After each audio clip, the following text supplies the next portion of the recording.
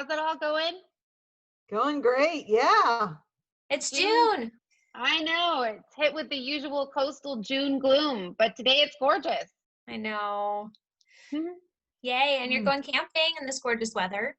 Yes, it's going to be nice and toasty out at the lake and hopefully get a chance to put the paddleboard out in the water. Fun. Yeah, it's been a year. That's crazy. So, Yeah. all right. Well, let's talk about our next guest. We're so excited to chat with Noreen. Yeah.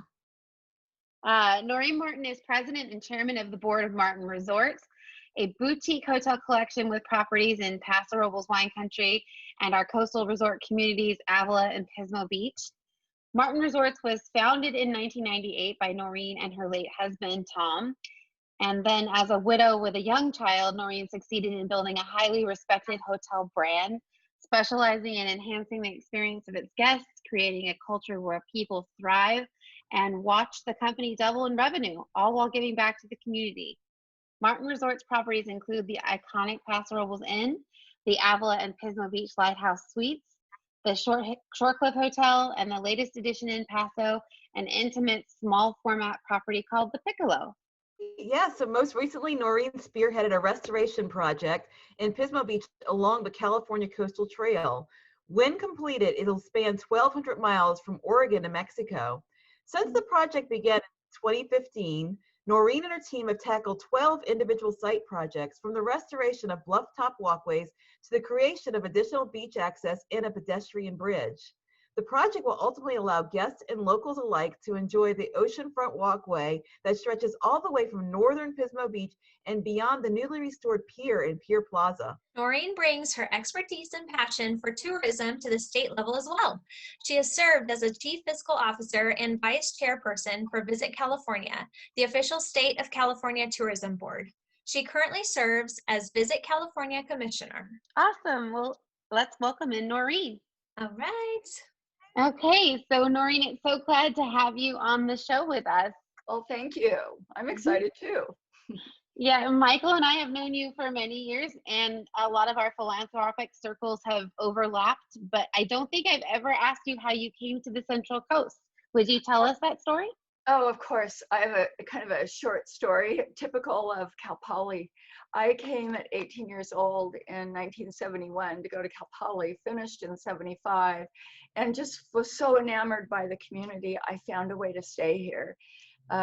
Mostly working for myself because there weren't many jobs, you couldn't get hired anywhere. So I was from that era that doesn't even know the word failure.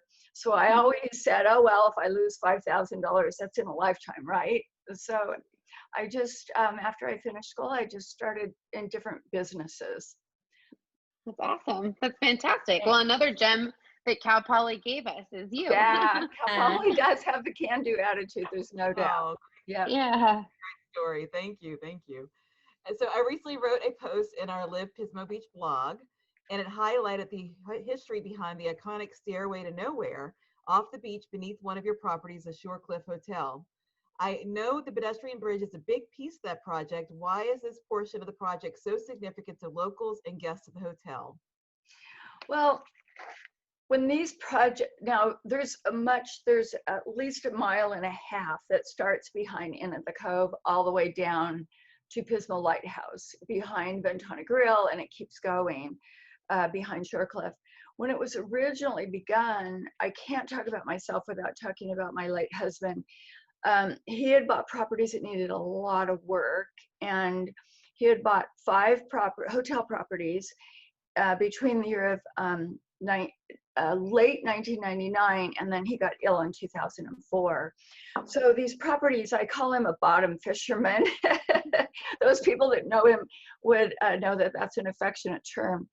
But we had a lot of coastal issues, and so each property owner knew that they had issues to deal with. So we started out working with the city of Pismo, sometimes California State Lands Lease, and then sometimes, always, the California Coastal Commission, which is the staff, really. So the idea was, while improving our properties, also to give the citizen pedestrian use all the way through the back of the hotels. So right now you can go all the way from Ventana Grill behind and past Seacrest, past Cottage Inn, and you can go down to the beach now because the bridge was put in. So the bridge and behind Shorecliff were originally to protect the properties, and then as I began negotiations and discussions with coastal staff, they liked the idea, and we started talking about citizen and pedestrian access. So the bridge was actually to protect a sewer pipe that we have underneath that carries sewer from Ventana Grill all the way down. But you know, when we began to talk about this, it made sense to put a bridge over the sewer bridge, and just to create more public access. And I do believe in public access, so it was just it just became hand in hand. Now, so the bridge is awesome. I think people are really enjoying it, and it opened about the same time, but maybe a little earlier than Pismo Preserve, so it gives a lot of people more access to walk behind the hotels. Now, you asked me about the Bridge to Nowhere. Like every project, we're in negotiations again between State Lands Lease, the coastal staff, and the City of Pismo staff. Unfortunately, we may not be able to bring back that bridge. It's just been so many years. It took almost 4 or 5 years to get the permits, and now with the ocean just hitting it so hard, we probably are not going to be able to bring that back. Oh, well, that's too bad. But the benefits of what you put in is amazing. Yeah, so. There have been many benefits. If you go behind in at the Cove, this is the best kept secret back there. And you can walk down. It's pretty much, you know, there's no real private beach in the state of California, but if you haven't been down there, it's very private back there. That's so awesome. That's my explanation. But I don't want to get people up in arms. It's just something that I'm not sure is going to work in the long run. So, well, and with the ocean beating against it, the safety factors have to be taken into consideration. There's a huge safety factor going on. There's a lot of behind the scenes things that are very practical that I'd bore you to death with going on with that project. So. Well, this has become such a legacy project, but what would you say is the most difficult hurdle that you've had to overcome? It sounds like you've had that with the Stairway to Nowhere, but has there been other things that you've had to deal with? Well, in those projects, the hardest thing was to get everyone on the same page, including the private identity, meaning Martin Resorts, so I had to work with my own company and what we could do. And then the engineering teams, you have to collect people that understand working at the ocean on the coastline, and you have to develop a team around you so that the coastal staff respects what you're trying to do, how you're trying to do it. But then you got to get it passed through the City of Pismo Beach, and they're under the requirements of the coastal zone. And then if you mix state lands lease or you mix Army Corps of Engineers in there, it was definitely my hardest project. Wow. Hardest. It was very difficult and took just a lot more patience than I ever thought I had. Thank you. Yeah. But sometimes it helps being a woman, because you know you're looking at the end result and how do you get there. And I'm not saying that all of us don't do that as a collective group, but I think that the intentions might be a little softer coming from the female side, possibly. Without offending anyone. Well, being a woman kind of goes into my next question. As president and chairperson of the board for Martin Resorts, what challenges have you experienced as a woman who also happens to be one of the top private employers in the county? Well, that's kind of you, and it's an honest question. I'm in my, I'm 67, so I've really had an incredibly, I want to say very I don't want to use the word difficult because that's too strong, but I've really had to maneuver, and it takes a lot more energy to be respected, whether it's a government agency, whether it's the mail, you know, not sure if I could do it. And so you have to know your subject very, very well and talk it. I find myself still sitting in a room in my career path with probably 14 other lodging industry owners that are men. So it does take some patience, but it also, I think at the end of the day, it takes respect. You've got to, it's harder to earn respect. I was talking with one of my male friendly competitors just the other day, and even he's got girls, and he was noticing how sometimes they're talked down to. And I was, you know, and so you have to take a step back, not take it personally, and really communicate more fact. And maybe you come back with the answer, but maybe it comes out in email, but it's tougher, and that's tougher. Yeah. We know. Yeah. More energy. Yeah, exactly. Yeah. Exactly. Well, so now this is something, this time that we're in is unprecedented for all of us. And so we're adjusting to the world with COVID-19. It doesn't appear that it's going anywhere soon. And how have your businesses been impacted, and how have you had to pivot in this time? We've been extremely impacted, and with many pivots. If my operations officer was on the line, she and I'd be laughing, you know, because there were new laws. As soon as it hit, there were new laws coming in by the hour, not by the day, but literally by the hour. As early as, so there hasn't been much rest with a crisis. And I really mean a crisis. If you're not, because we had to retrain all of our people, we had to figure out how we could stay in business. Of course, then you've got the PPP loan. Then you've got to figure out, the laws aren't even in effect yet for the forgiveness of that particular loan, but you've got a lot of employees back to work. There's really not enough work because we don't have enough business for all of them, and then keeping everybody busy. But we've resorted, I'm really pleased because we have an extremely talented director of people and culture, Sarah by name, who has brought a lot of trainings. And so these people that we may not have the work for them, they're getting trained and getting a few hours paid to get these trainings. So she's been doing 3, 4, sometimes a week. And I think that's a great asset to our culture, because even though we do have good paid jobs, we also have entry-level positions.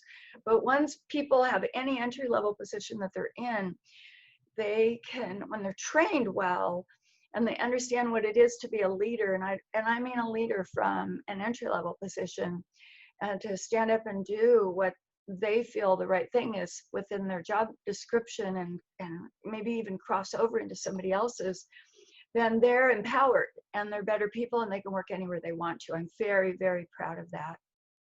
Awesome. What a great thing. I can tell you as early as last night, you might have heard about Paso Robles and Paso Robles Inn. We had cars of people and people surrounding our hotels and walking and stopping every 7 minutes to kneel. And it was very disconcerting, and I'm so proud that we had the National Guard fly in to the airport in Paso Robles. Some of them drove in with big trucks. We had, I don't know how, we had Ian Sheriff up, Ian Parkinson up there. Our Chief Ty Lewis was at the helm. We even had bikers, I mean, literally bikers protecting our community all night long last night. That, you know, strange bedfellows, but hello, I'm so grateful for them. Yeah. So, very grateful. That was an amazing turnout last night. I was reading some of the stories, and everyone really pitched in to help each other. It was an amazing thing. I wasn't going to go. I live in Shell Beach. I wasn't going to go up there because I would have been one more person that the police had to protect. But I was prepared to go up there if we had pilferage. Yeah. Because then I could be of help, and I wouldn't be a distraction and be a person that the police had to protect. So I was Right. very, very, very, very proud, very grateful, so anyway, so we're doing, it's been every day. Yeah. And of course, there's been new laws by our county officials, and then we have new laws from our city officials. Yeah. I can't imagine, because Yeah. just in our industry, just for how we operate as individuals, it changes on the weekly basis. And when you're having to house customers, it's got to be a whole nother ball of wax. So Well, a good hotel is used to being clean. Stepping it up more for the COVID requirements isn't that difficult to do. So, but we want our, because our first thing is we want our people that work for us to be protected. And then, of course, right next to that is we want our customers to be served. So they're more comfortable when it's clean. And we're way before COVID, and now, it's all on our website, exactly what we do. They have the knowledge before they book, before they enter. So it's, we have a great operations team that puts that together. Her name is Margaret, and leads that part of our company. I'm very proud of her too. Oh, that's great. Yeah. So, transitioning in your many roles on the California Tourism Board and with the Visit California campaign, what sets the Central Coast apart from other California coastal communities? Lots. I mean, we have a reason for people to visit. We have open air, we have hiking, we have we have way more than our beaches. Right now you're hearing a lot about the beaches, but we've got the wineries, we've got Sensorio. There's so many things in this county for people to do. Morrow Rock is an icon. And every 20 minutes you can drive somewhere in this county and get a flavor of a completely different community. And I think that's what makes us really unique. And I think that's why people want to come here, because we live like locals. Look at us talking to each other right now. We're girlfriends. They want to be a part of that. And they don't understand our secret sauce. So they come back for more and more and more. And the better quality our hotels become, there's an attraction to a very curious, educated customer that blends in with our citizen. You can't even tell the difference in many cases. Did I answer your question? Yeah, I love that answer. Sometimes I get passionate and then I forget what the question was. Well, we all love to live here, so we can see it every day. But I was just curious your take on how it differs. Well, the Visit California was a really wonderful experience, because I got to see it from the state, and I was on the executive team for, I think, almost 8 years. I have a 10-year, I'm just about to the end of my 10 years now. So I got to see a true public-private partnership and how it works with the government. So that I was able to bring that back here and help. You might know Chuck Davison, who is CEO of Visit San Luis Obispo County. So I was able to assist in that process to get him very inclusive up at the state of California. And the type of marketing they do, one of the great things that's going to happen right now is, because it doesn't make sense. They've always advertised to Europe or out of our country and brought them here, and then it was California's job. It was each county's job to bring them in. This time, this year, they're going to start advertising the drive markets. So what that will do is really help our state of California get back on its feet economically, quicker, faster. If tourism is back on their feet quicker, faster, then our other sectors are too. And I mean real estate agents. I mean everybody. Banks. They come and stay in your hotels, and then they want to stay forever. So hand in hand. Or our people are able to afford more and buy their own homes. But it fits hand in hand, and the fingers all go together. So that's why I'm a big believer in tourism, because of my experiences at the state level. Yeah. And I really wanted them to bring those experiences to this county. And I think Chuck Davison has really increased that experience for this county, so that there could be more awareness and product. Product. How do you bring product here? Which I mean marketing. And what product do you market, and who are those who is that demographic that wants to come here? Because I always say, or I have said before, if we're going to attract the person that wants to be waited on at the beach, we're going to sorely disappoint. Hawaii is the better place. We need to attract that active tourist that wants to hike, windsurf, surf, walk the beaches. Then we've got our right clientele, and they'll be really happy, and they'll go home with lots of great stories to tell and help our social media reach more people. Wonderful. Awesome. Yeah. So I know culture is an important factor of the family environment at your hotels, and I hear you have a few great stories from your team to share about some wonderful guests in the past. Well, I really tried hard to pick one of these 4 stories, and I couldn't. That's So okay. I really feel like this tells the culture of our community.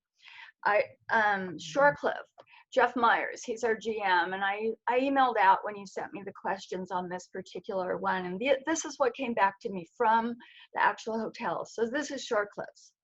The Barlow family, they've been staying for years at Shorecliff. They said many times that Team Shorecliff was their family. Last year, Mr. Barlow suffered a stroke. The team at Shorecliff became concerned when they didn't hear from Mr. and Mrs. Barlow, and soon learned he had passed away. Mrs. Barlow was so touched by the call from Team Shorecliff, she wept, telling them they had made her day. She was so happy to learn that someone had cared about her.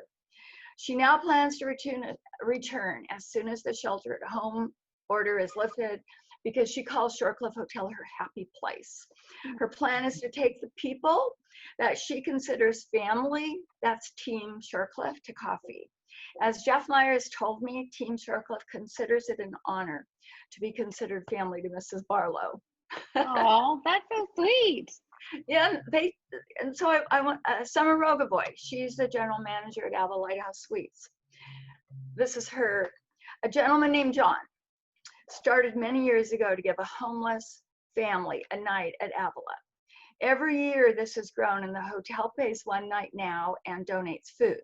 That way, the family chosen can also have another family that can come and participate in their Christmas. Soon Summer, GM of Avila, she encouraged Team Avila to join their Christmas Eve. Team Avila now decorates 2 rooms for Christmas Eve, filling the fridges and wrapping gifts for 2 families. This has become an amazing tradition for now. The Team Avila partners with 5 Cities Homeless Coalition, and they give gifts, gas cards, gift cards, food, and other needs to these 2 families. It has been a blessing for our company, and all of it came from an idea from a man named John, whose original desire was to help one family have an overnight for Christmas. That's Pretty cool, amazing. huh? Okay, I got 2 more. I don't want to bore you, but No, Eric, it's great. love it. We need Eric these stories right now. some of you know Eric Mund. He's our Yes. Pismo Lighthouse Suites general manager. Jack Dempsey is the favorite standout guest. He stayed at Avila for he stayed at Pismo Lighthouse Suites for 18 months while under hospice care for cancer. Jack wanted to be by the ocean near, and he had a daughter locally. Jack knew everyone at Team Pismo Lighthouse Suites by name. He included the staff in his activities, and Eric Munn invited Jack to his home for Thanksgiving. It was a sad day for everyone when the hospital bed was moved from his suite after Christmas, and all knew that Jack had lost his battle. The memories of the many happy staff events, including a birthday party in his honor, are still discussed today, 5 years later. Team Pismo Lighthouse Suites continued to use Jack's Christmas tree in the lobby for several years in his honor. Oh, that's so sweet. So I've got one more. This is from the Paso Robles Inn and Team Piccolo. Erica Freiberger is the general manager along with Martin Beckett. Mr. and Mrs. Smith had been coming to the PRN Christmas buffet for 10 years. They always loved the inn, the team, the food, and the atmosphere. Recently, Mrs. Smith made the reservation for one, and the staff recognized that right away. So they got a hold of her, found out that she wanted to continue in her husband's honor their tradition, and she chose to be somewhere for Christmas that felt like family. Team PRN took turns sitting with her so she never dined alone. Mm-hmm. She shared family stories and fond memories of her husband. Mrs. Smith continues to dine with Team PRN, and they continue to enjoy sitting with Mrs. Smith and the team and the Paso Robles team, and they take wonder trips together down memory lane, and she never sits by herself the entire time. So, Wow. Great so stories. every hotel has a different culture, and I think that is our culture. You know, the Latin word of hospitality means those that serve others. And I think that our hotel company has learned to serve others at the deepest core. Mm-hmm. And I'm really, thank you for letting me share those. Oh, yeah. I'm glad you did. Yeah, it's great. We need good stories. I know Paso Robles Inn is Michael and my anniversary. We have like 3 places we go for anniversaries, and that's one. And just the staff there is always amazing. So I totally get it. That's good to hear. And when COVID's over, we'll reopen Piccolo and get you there. So Yeah. Well, Yeah. because I hear Piccolo has a vending machine that serves oh Moet. goodness. Oh goodness. That vending machine. I gotta say that vending machine wasn't the important thing on my list, because when I saw the dollar amount, but Erica Freiberger, our general manager up there, had been with us for so long, it was almost like she was so sure it would be a success that we had to see. Yeah. Anyway, it has been an amazing success. People just walk into Piccolo just to do the vending machine to get the champagne, right? Yeah. Well, when I heard about it, I was like, what? There Yeah. is Yeah, it helps to listen to this youth when you're, yeah. you're going, what? There's Well, all of definitely this, go ahead. No, I was just going to say there's definitely seasons in the lodging industry when things are more important and less important. And this has been the era where that whole millennial group has made, I think, our industry much more fun because it keeps us on our toes.